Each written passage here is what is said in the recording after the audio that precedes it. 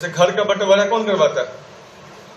दो लड़के हैं, घर में बचपन से दोनों भाई हैं, या 3 भाई है या 5 भाई है। 5 भाई है, लड़ेगा झगड़ेगा लेकिन बंटवारा नहीं करता। बड़ा हो गया नहीं करता है, नौकरी हो गया नहीं करता है। बंटवारा तब करता है जब उसके घर में कोई बाहर वाली आती है, तो फिर डिवीजन का प्रयोग शुरू होता है। क्यों ऐसा क्यों होता है? क्या तुम लोग सहमत हो? क्या सारी लड़कियां भी यही कर रही है? मैं वही पूछ रहा हूँ, क्या इतिहास गवाह है? अब तुम ही लोग कह रहे हैं तो फिर मैं क्या कहूँ? कभी देखे हो कि कोई 2 कुमारे भाई में बंटवारा होते हुए? आज तक इतिहास में ऐसा कभी देखे हो? लेकिन शादी के बाद ये भी नहीं देखे होगे कि 2 सगा भाई भी साथ रहता है। भाई तो सगा ही होता है और साथ नहीं रहता है, तो वजह कौन है? कारण साफ है। मैं नहीं कहूंगा कारण क्या है, अब आप लोग समझदार हो, समझ ही गए होंगे। खैर, वो जैसे बाहर वाली आकर घर को डिवाइड करवा दिया, वैसे ही यहाँ कोई बाहरी फैक्टर होगा जो सेल को इंड्यूस करेगा कि आप डिवीजन में इंटर कर जाओ, नहीं तो फटने वाले हो। उस फैक्टर का नाम क्या है? माइटोजेन। पहली बात, उस बातों को एकदम से फैक्चुअल याद रखना। मैंने पहले टॉपिक है सेल डिवीजन, मतलब एक सेल 2 में बढ़ जाएगा या एक सेल 4 में बढ़ जाएगा। तो अगर नंबर में इंक्रीमेंट हुआ, अगर नंबर बढ़ता है तो उसे क्या कहेंगे हम लोग? डिवीजन। लेकिन अगर वही सिंपल नंबर बढ़ता है तब डिवीजन होगा। लेकिन अगर वही एक सेल 2 में डिवाइड करता है और 2 में डिवाइड करने के बाद दोनों जो सेल नया बना, वो दोनों अगर उसका गुण में अगर भिन्न है तो उसे हम लोग कहते हैं डिफरेंशिएशन। 2 वर्ड याद रखना, एक होता है सेल डिवीजन और एक होता है सेल डिफरेंशिएशन।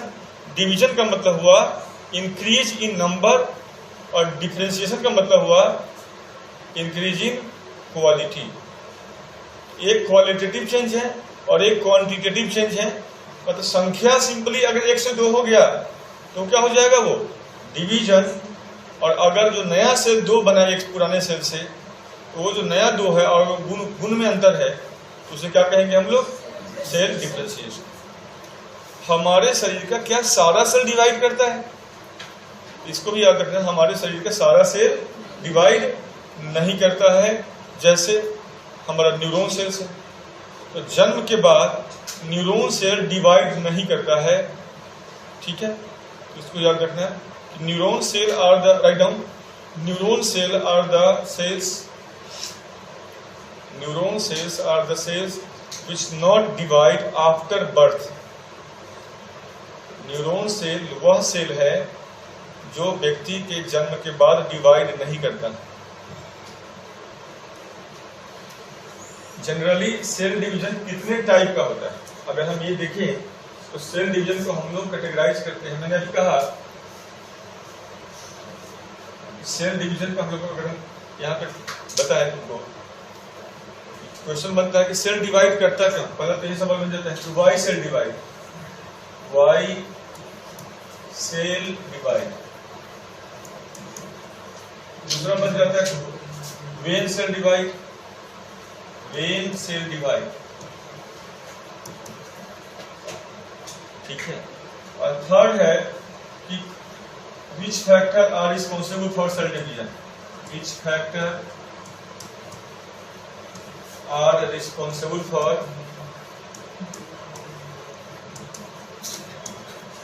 cell division?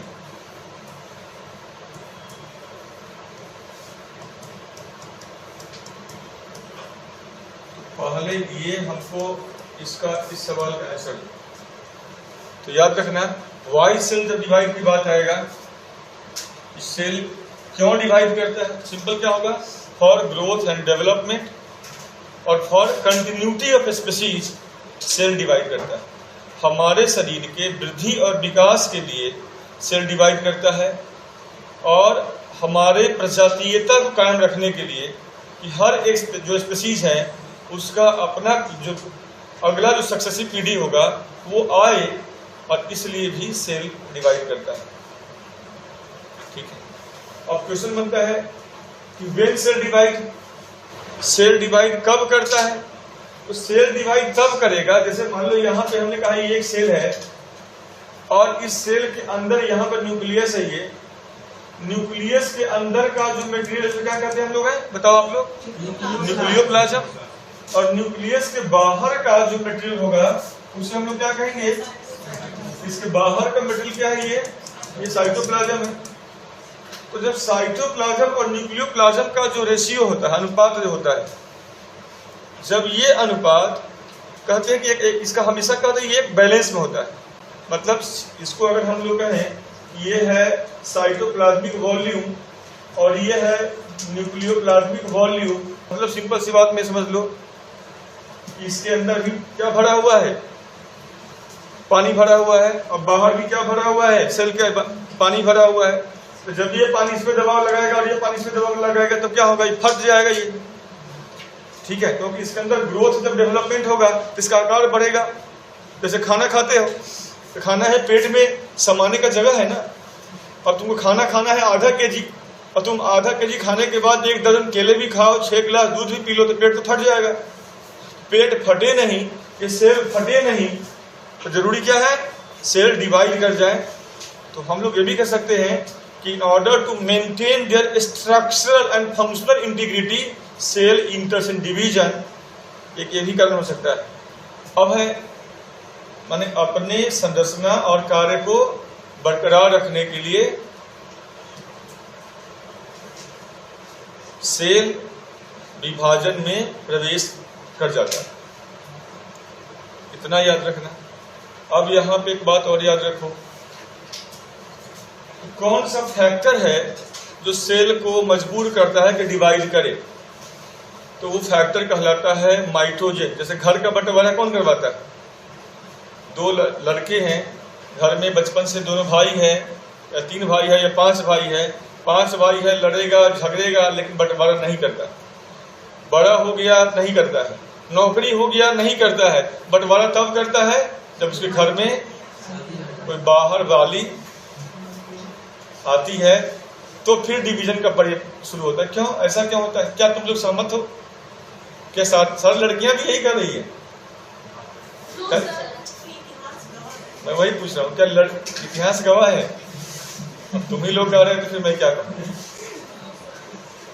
कभी देखे हो कि कोई 2 कुमारे भाई में बंटवारा होते हुए?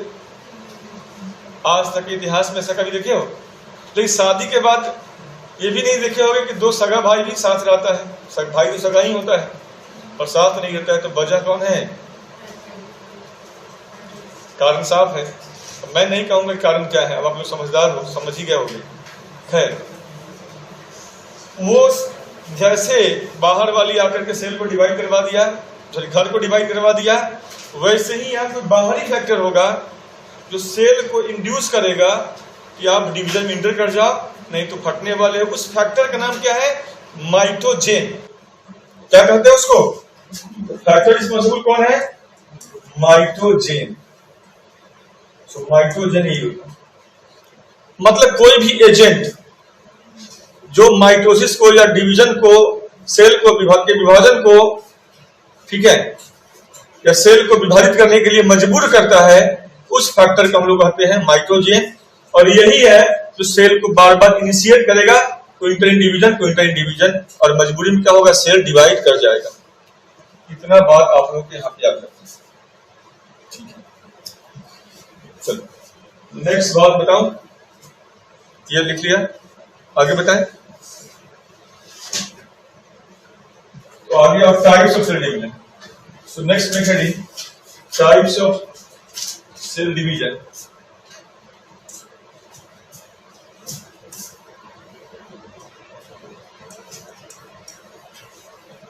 Types of cell division। Cell division के कितने टाइप्स? 2 टाइप है बेसिकली, लेकिन अगर हम इसको ब्रॉडली बांट के देखें तो ये 3 टाइप का होता है।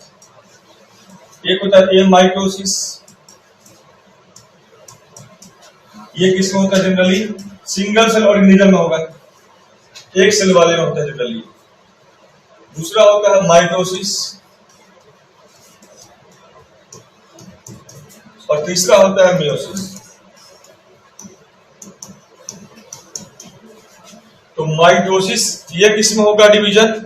ये डिवीजन होगा, जैसे मान लो हम लोग अपनी बात करें, जो मल्टी सेलुलर ऑर्गेनिज्म है, ठीक है, जो भी मल्टी सेलुलर ऑर्गेनिज्म होगा, जैसे हम लोग हो गया, पेड़ पौधा हो गया, तो इसके शरीर में जो बॉडी सेल्स है, तो बॉडी सेल में डिवीजन कौन सा होगा? ये वाला। ये होता है इसमें मल्टी सेलुलर ऑर्गेनिज्म के बॉडी सेल्स में, बॉडी सेल में हो गई। और ये होगा किसमें? तो सेक्स सेल में, मतलब टेस्टिस में और ओवरी में। टेस्टिस इन मेल और ओवरी इन फीमेल।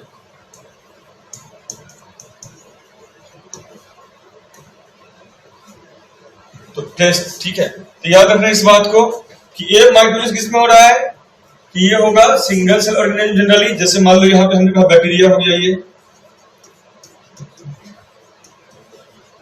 ठीक है, तो बैक्टीरिया में होगा। बैक्टीरिया में एक बात याद रखना, किसी न्यूक्लियस नहीं होता। ये माइटोसिस किसमें होगा? जैसे बैक्टीरिया में। माइटोसिस किसमें है? तो बॉडी सेल्स में। बॉडी सेल्स को हम लोग सोमैटिक सेल भी कहते हैं, सोमैटिक सेल भी कहते हैं इसको।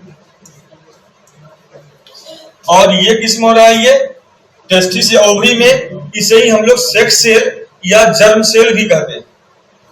इसे ही हम लोग सेक्स या जर्म सेल भी कहते हैं। अब पूछो। अमीबा भी हो सकता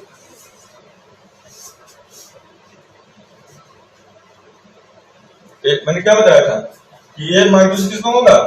सिंगल सेल वाले में। बैक्टीरिया में भी हो गया माइटोसिस, और किसमें हो सकता है? ये अमीबा में भी हो सकता है, अमीबा भी होगा।